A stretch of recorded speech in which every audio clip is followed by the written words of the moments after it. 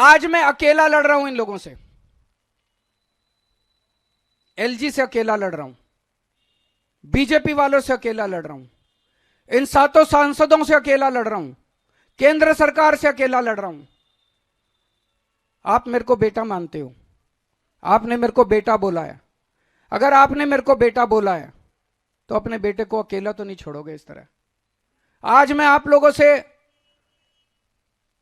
निवेदन कर रहा हूं, अपील कर रहा हूं कि अपने बेटे को मजबूत करो। आपने मेरे को 70 में से एक बार 67 सीट दी, मेरे को मजबूत किया। दूसरी बात, 70 में से 62 सीट दी, मेरे हाथ मजबूत किए विधानसभा के अंदर। मैं बड़ा शुक्रगुजार हूं। आज ये जो मैं इनसे लड़ पा रहा हूं थोड़ा बहुत, ये इसी वजह से लड़ पा रहा हूं। जो भी थोड़े बहुत काम कर पा रहा हूं इसी वजह से काम कर पा रहा हूं, क्योंकि आपने इतना भारी बहुमत दिया था।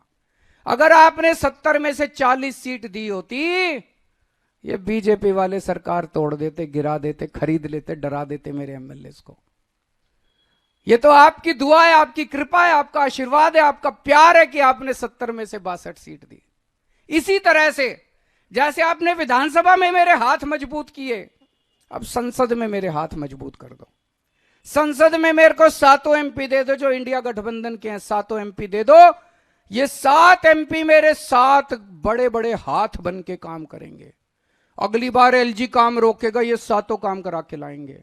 अगली बार अगर केंद्र सरकार काम रोकेगी, ये 7 काम रोक के काम करवा के लाएंगे। अगली बार संसद के अंदर आपके हक मारे जाएंगे, ये 7 एमपी संसद में उठ के आपकी आवाज बनेंगे। मैं आज आपसे यही मांगने के लिए आया हूं, ये 7 एमपी अगर हमारे आ गए तो आपके बेटे के हाथ मजबूत होंगे, किसी की हिम्मत नहीं होगी कि आपके काम रोक पाए।